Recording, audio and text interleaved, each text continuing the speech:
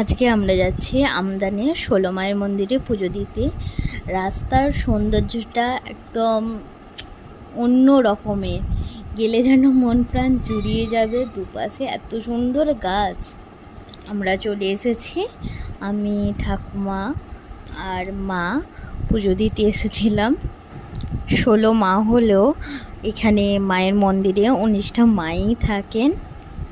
একমাত্র বৈশাখ মাসেই সমস্ত মা থাকেন। আর এখানে তো 16 মায়ের পুজো হয়, অনেকেই জানেন। যায় বৈশাখ মাস সারা হলে মা যে যার মন্দিরে নিয়ে চলে যাওয়া হয়। আমরা অবশ্য বৈশাখ মাসের শেষের দিকেই গেছিলাম। আগে ছোটোবেলায় আমরা সব হেঁটে যেতাম, এখন তো গাড়িতে বা টোটোতেই যাওয়া হয়। কে কে মায়ের দর্শন করেছেন অবশ্যই কমেন্টে জানাবেন।